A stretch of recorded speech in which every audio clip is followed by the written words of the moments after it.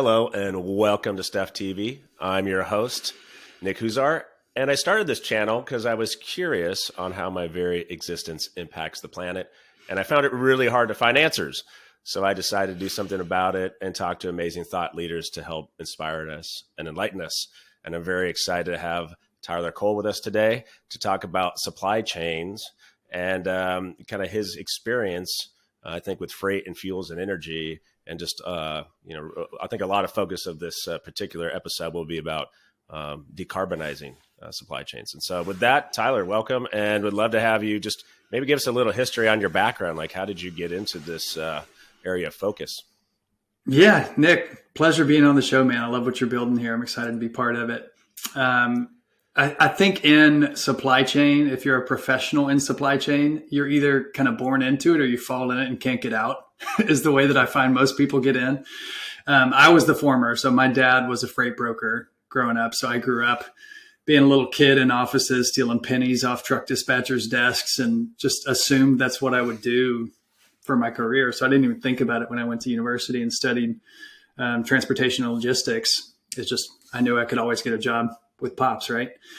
And that's what I did for the first 7 years out of school. I learned how we move stuff here domestically in the U.S., trucks, trains, lots of different modes, parcel shipping, LTL shipping, different categories of goods, hazardous goods, common freight, all kinds like retail, food, beverage. And during that time working there, this was like early 2010s, my kind of sustainability itch started getting scratched. I started working with alternative fuels. I don't know if you remember in 2010 on the West Coast, especially, like diesel prices were screaming through the roof. And this was before fracking and before natural gas really became the cheapest way to power our economy. Mm-hmm. At that time, I was messing with natural gas trucking as a kind of pilot project for a customer, just seeing, hey, can we do something to beat these diesel prices back? And so I came into alternative fuels and sustainability kind of in a broader lens, really through a commercial mindset. Like, hey, this was a differentiator for our company. This is a way I can, separate myself from the pack by leaning in, learning how this works. And from there, it was just rabbit hole after rabbit hole after rabbit hole. So I ended up moving out of freight and into upstream renewable fuels production. Spent 7 years at a company that bought, sold, traded natural gas, biodiesel, ethanol. And that for me was the bigger learning curve of, all right, what exists beyond just once I put the pump in my car? How does this get made? What makes this happen? What are the policies that incent that? Who are the players and what are the alternatives that we can use? And I learned a ton there and got a lot of responsibility to work with our management team on understanding, hey, what's next? What are the fuels of the future? How's that going to impact our current business and how can we participate in that? And from there, I took another leap and said, all right, if we're looking at fuels and we're looking at renewable energy now, if we're talking about EVs, if we're looking at carbon markets, who cares about that? And it led me to the broader corporate sustainability landscape. So as corporations and countries really start thinking about how we're going to impact the future, everybody's making, net zero commitments. I'm sure you guys have heard that. Everybody wants to be climate conscious. And to do that, they've got to go on their own educational journey about, well, what do I do about this thing called the supply chain? And I recognize I've got a lot of experience there. I can lean into that. And so I recently have moved more towards corporate sustainability and with a focus on decarbonizing supply chain. So a bit long-winded there. Hope that gave you a little flavor. Yeah. I knew when we were talking about this episode, I started to think a lot more about these are things that just as consumers, you never think about, right? You're at the store and you pick up the item and you dispose of it. You don't think of the journey ever. And I know I don't. And I think it's really just fascinating when you think about this whole concept of supply chains probably didn't exist, a few hundred years ago. Like there was it was just down the street. Everything was so localized. And now we are a global, it's just a global system that's working. And there's so many different things that touch these items and how they come together. My father worked at Boeing for 40 plus years. And I remember when they redid how they built some of the new planes, they kind of decentralized it in a pretty big way. And that's when they delayed, it was the Dreamliner. It was delayed for so many years because of this. I think they had, my dad was telling me at the time, like there used to be a guy on the floor who knew how to tighten the bolts and exactly how to tighten them. And he said, but now that they've really gone everywhere, or I think they had like 75 different countries that came together to actually build this plane. And he goes, this is why when it all came back together logistically, that's where all the problems occurred. Because all these supply chain, everything had to come together in this one spot to build these planes. And that's what delayed it. So it seems to be one of the more complicated systems. That's wild. That is wild. And you're right. The complexity is what makes it really, really challenging, and why so many people can't wrap their brain around it. Because if it was just, I bought, the food from my farmer down the road, I can visualize that. I know where it comes. I can go see it if I want to. Yeah. But when you're talking about a product that's that complex, or like think about your iPhone, like there are so many pieces alone, just the materials that go into it, and then blow that up and think about all the people involved with each one of those materials and the places involved. It's wild. Yeah. Well, how do you think, along these lines, when you think about supply chains and as they work as consumers, how do you, maybe we could talk through some examples on like, how do things get to your doorstep? I know we talked about t-shirts or milk. We could talk about almost anything, but is there a particular item that you kind of followed before that you think has an interesting journey? Oh, there's many. We'll pick one or two though and just dig through. When I frequently am trying to explain supply chain to people, because a lot of people during COVID are like, hey, what is this? Why is everything late? What's a supply chain about? Mm-hmm. The easiest way to think about it is as a subject that we're going to deal with as a practitioner. It's really the flow of three things, right? Products, information, and money. That's what makes everything go around. So if you want to look at a simple supply chain like milk is probably a good example. You think you've got, at the bare bones, you got the rancher, got the cattle on the lot. They're raising the cattle, they're feeding it up, they're milking it. The milk goes into, first you got to milk it, then you got to store it on site, then you got to ship it to somewhere where it gets processed. They're going to heat it up, they're going to pasteurize it, they're going to put it all in a big batch. That's going to go out in a bottle on a pallet to a retailer or to a wholesaler where it then gets distributed. Then it's going to get on the shelf. Then you're going to take it home. You're going to consume it. You're going to be using power in your fridge to keep it cool at home. You're hopefully going to rinse the bottle and recycle it when you're done. And then it's going to go on and have a second life, either hopefully not incinerated in a landfill. Hopefully it gets reused and put back into the cycle. But that's the simplest. I think people can visualize that pretty easily.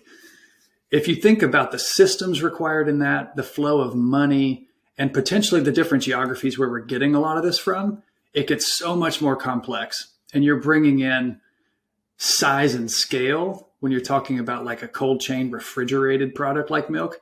If you just think about the Costco milk supply chain, it's probably got a GDP bigger than Rhode Island or something. Like it's just huge.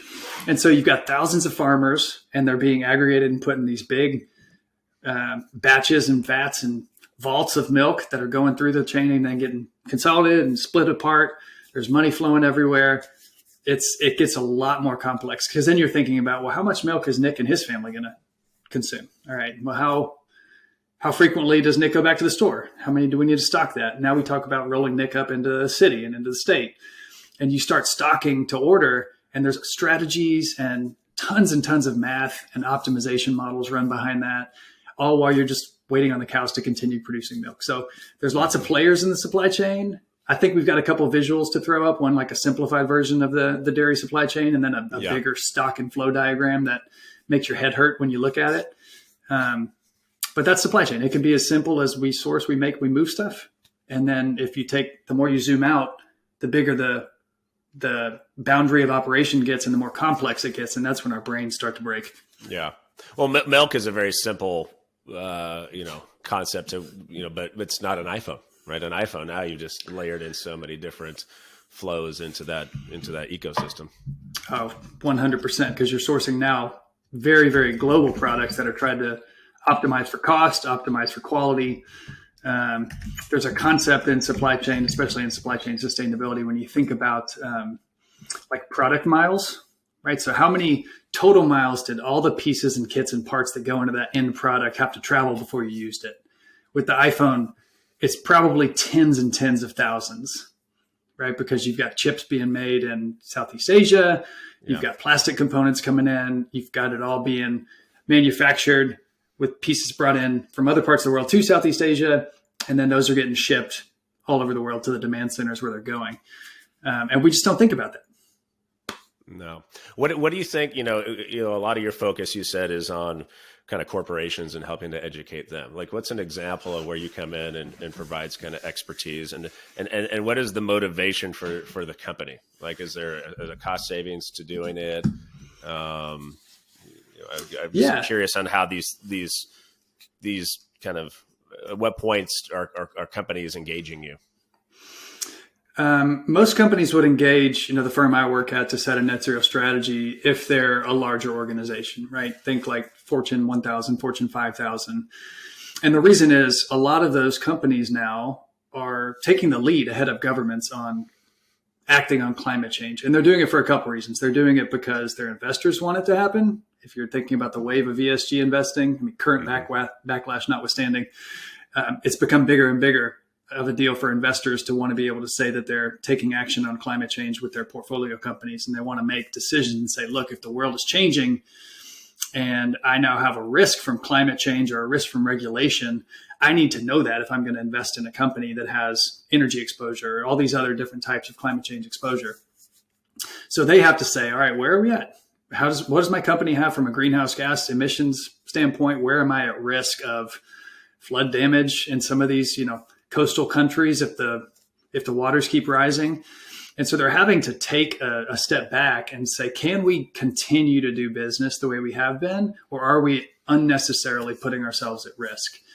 So that's one piece of it. The other piece is their employees and their customers are really starting to ask for it. I'm sure you see this, like there used to be lots of studies around consumers say they want green, but they're not willing to pay for green. Yeah. And that's true, but that is shifting quickly as we get more and more buying power in the hands of Gen Z and millennials. Mm-hmm. It's just a generational gap, right? We have a digital younger buyer that is more aware of the collective good of the planet we live on and the impacts of our consumerism on it. And they're changing their buying habits accordingly. And they're also walking out of jobs that don't take this seriously. So companies that pay lip service to wanting to be good stewards or good climate actors, you can smell that a mile away. And younger employees. And now I'm even seeing more employees that have made their career and are now like, I've been doing this 20 years. How do I make an impact on the way out the door? Yeah. Everybody wants to work in climate. And so when companies come and start to say, look, if we want to set a net zero target, it starts with, hey, help us look at our operation through a lens of ESG risk, which would be what's our impact on the environment? How are we taking care of our people? And do we have the right structures in place to govern accordingly and in good faith in this new climate environment, not like business climate that we're operating in? Where I typically come in is just because of my background. I have, freight fuels and energy is where I've spent most of my career. For me, that's fortunate because you need all of that in the supply chain to move goods around. That's where most of the emissions come from. I think 75% of the emissions globally are really tied to energy use in some form or fashion, whether that's industry or transportation or any other power production. So having a good understanding of what we do today, how it emits carbon and other greenhouse gases, and what are the solutions of the future that people are leaning towards, many of which I'm sure you've heard of, right? Renewable energy, wind, solar, battery storage, EVs, zero tailpipe emissions, thinking about natural gas or renewable natural gas, going back to our dairy example. That's where I come in and say, hey, look, here's where you're at today. Here's some of the levers you can pull to start to lower your total emissions number in the future. And let's put a strategy and a plan in place for you to get there. Yeah. I think two things you said that kind of stuck with me. One was just the younger demographic and how they care. Like we would do surveys at OfferUp over the years. And the number one thing that always stood out was kind of the mission and of the company and our impact. If you think about reuse, that's pretty much, we sell billions of dollars worth of goods every single month, and they're all getting a second life, third life, whatever. And I think that's always been something that we've had at our core forever. And I definitely saw that a lot, especially with the younger folks that cared a lot about kind of the impact of the company. The other thing I was thinking a lot about too is when you think of, I'm very optimistic on autonomous vehicles and electric. Like I think the future, we're going to be lazy. Like one of the things I always wanted to build for OfferUp, and we haven't done this yet, is kind of that last mile problem. It's hard to move stuff around, especially furniture. We sell a lot of furniture. I don't have a truck. How am I going to do that? I think in the future, you're going to get a couch delivered to you from across town for less than $5. You're just going to hit a button. It's just going to show up. Someone's going to go put it in this autonomous vehicle. And it's just going to show up to your house and go, great, I got a new couch. And I think that's going to be a game changer. And I also think it's just, clearly good for the planet because you're utilizing, electricity and it's less people driving things around. The other thing I think is fascinating, and it's a problem that's probably more macro level to solve, and is the amount of empty vehicles, underutilized vehicles. A truck will go drive, who knows, across the country, drop something off, and drive back empty. And I know there's a bunch of different companies working on ways to kind of try to solve that problem, but it seems like that's a big opportunity. I don't know if you've had much experience talking with companies that are focused on that part. Oh, absolutely. Yeah, that's one of the biggest levers. And honestly, before sustainability was sustainability, that was the biggest opportunity to reduce cost in freight. Because if you could have the visibility into where those empties were and where they wanted to go, you could match a load quicker and save everybody money and get the truck moving faster. So it's funny to see how some of these concepts come full circle from previous iterations of the same problem solution set.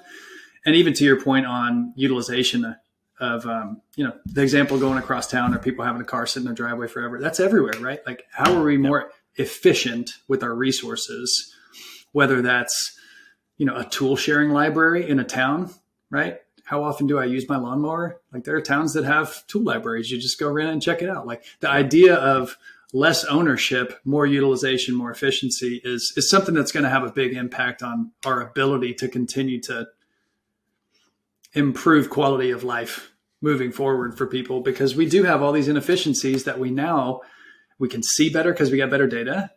We can optimize better because the cost of computing goes down. Those are two things that I think make some of your ideas, like an autonomous truck going down the road, really exciting and possible, because we have enabling technologies that are just leapfrogging computational boundaries. And Murphy's Law, every 18 months, like, we're getting more and more. So this change is happening faster and faster and faster. And I'm with you. I'm optimistic. I think we're going to solve our way out of a lot of these problems, but it's this weird, uncertain time we're living in, where which technology is going to win out, which one do you want to focus on the most? There's so many fun opportunities. And how do you do it faster? I think that's part of it. Yeah. The other thing I've been researching a lot, thinking about global warming, and why is it more front and center now? I mean, I think people kind of paid attention to it, but now, like you said, like LPs for most venture firms now have something, Fortune 1000 companies. My view, part of this is we just have more data.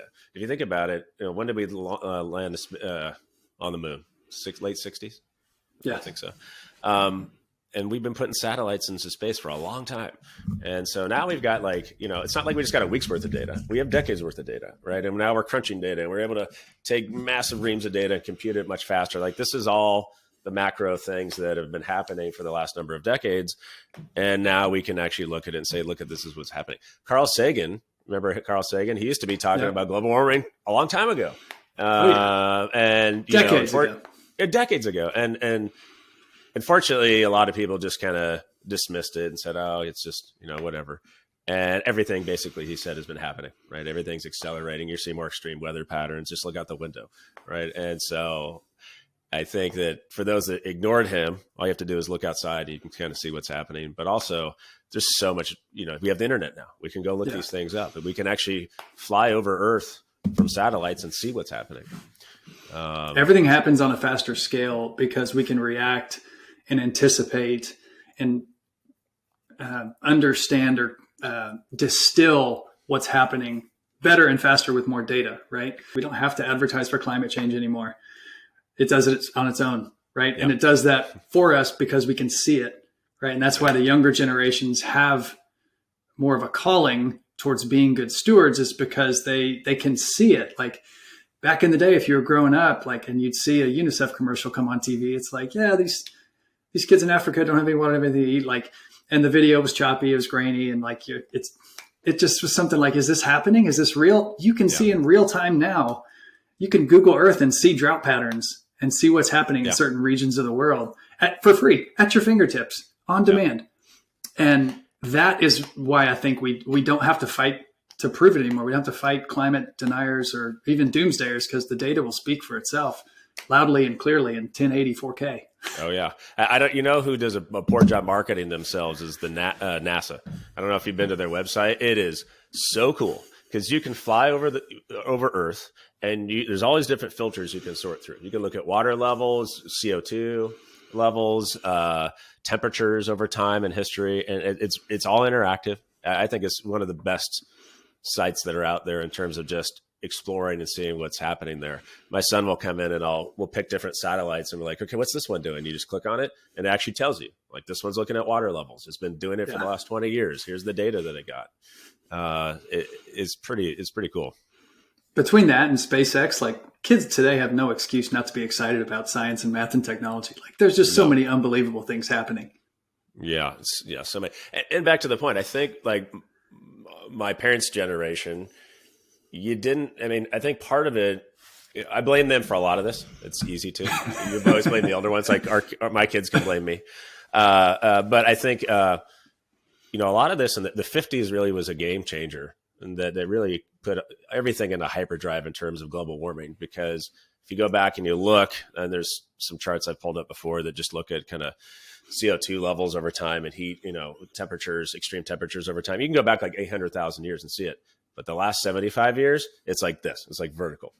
And I think a lot of it was, after World War II, everyone started buying homes and moving to the suburbs. No one lived in the suburbs before that. They lived in cities. Okay, now I got a bigger house. What am I do? Well, I have more kids. And the economy is doing great. So I have more spending power. And then what also happened was people started to get cars. And so I don't know if most people know this. The first company to ever issue credit, the whole concept of credit, was Ford, because they wanted the average, Henry Ford wanted the average man to be able to buy an automobile. So now you have credit. Well, then credit over the next, between the 50s and the 60s really kind of became a thing. Like, oh, I don't have to wait to buy this thing now. I can actually use this concept of credit. And so that happened. And then plastics. So by the 60s, we started to have all these plastics that didn't occur before. And that was clearly one of the worst creations I think we've ever made as a species. And then you fast forward to like e-commerce, right? And now I don't have to wait for anything at all. I can just hit a button and now it comes to me. So it's kind of these layering effects of things that have happened over really the last 75 years that have been, I think, happening behind the scenes, and people probably just weren't as aware. They weren't really thinking of the average consumer probably missed a lot of it. And it's funny to view it through that lens, and you're 100% right, because really the diesel engine and the expansion of driving and commercial driving and personal driving taking off after World War II led us to go seek more oil, right? So you see oil booms going on and for the last 80 years, and you see lots of people chasing it because demand continues to grow, because people want this freedom that we now have, that we can afford, that allow us to get other things. And out of that oil glut or oil chase, you would say, people are figuring out what to do with the rest of this barrel, right? About 75% of a barrel of oil goes to transport energy, diesel, gas.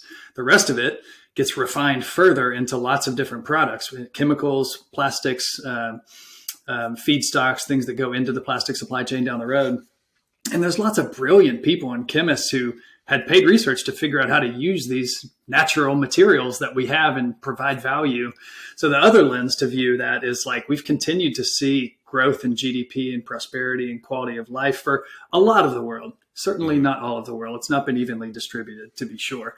But fewer people live in poverty today as a percentage of global population than have in a long time. And we can now do miraculous things with plastics around keeping perishables frozen, delivering vaccines. I mean, there's lots of good, but we're now having to wrestle with everything's a trade-off. I tend to not view it in the form of good or bad, but like, we've made decisions based on convenience or ease or profits, right, in the past, that we now, having the benefit of hindsight and more data, can try to undo some and do better in the future.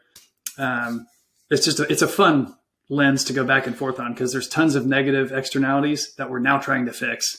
And that in turn, kind of similar to what we did after World War II with figuring out what to do with the rest of this barrel of oil.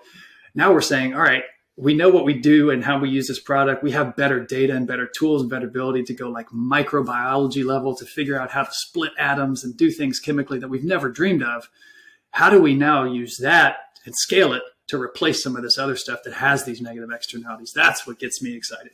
Yeah. It seems like, if you can think of like the perfect plastic product, it would be, I'm thinking of like a lot of these single-use plastics. It seems like the real innovation could be you create something that just lasts for a while. It just eventually kind of biodegrades. Like we have those in our compost bin. We have those bags. Now, those sometimes, unfortunately, degrade too quickly. Like, I'm like, oh, damn it. I got a mess everywhere. But I think it seems like there's got to be something there.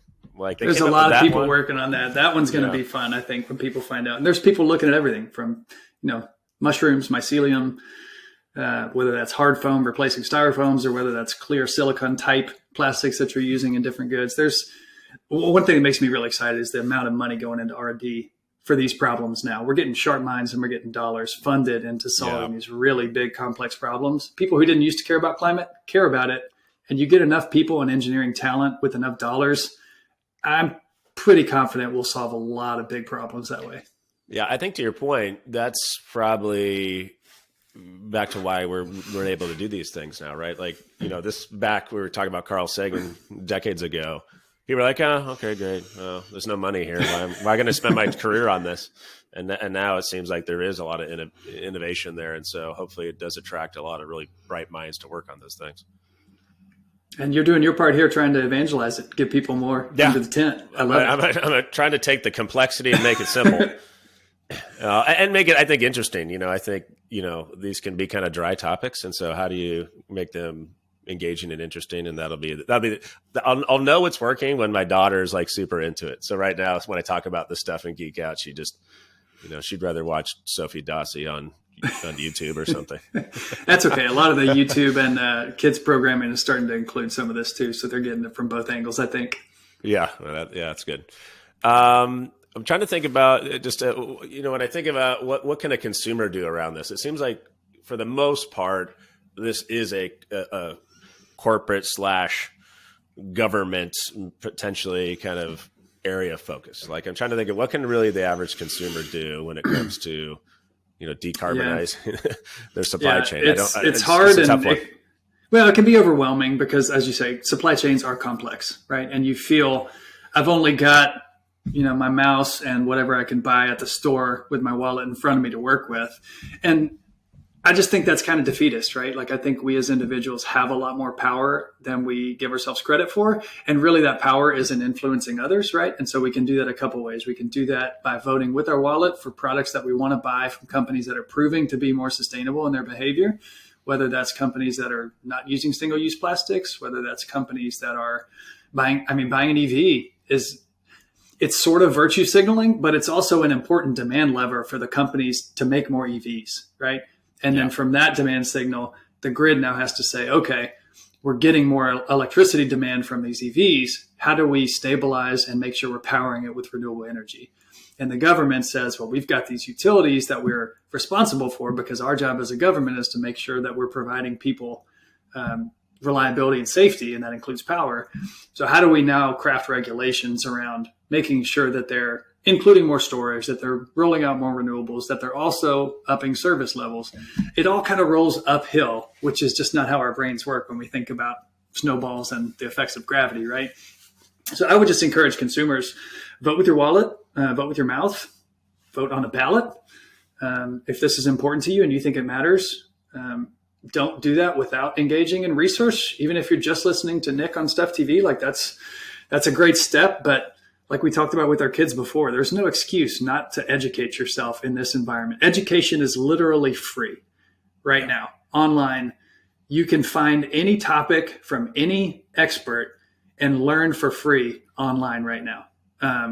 So educate yourself. One that I would mention that's really good, if you're familiar with Seth Godin, the marketing guru, he just came out with one called the Carbon Almanac.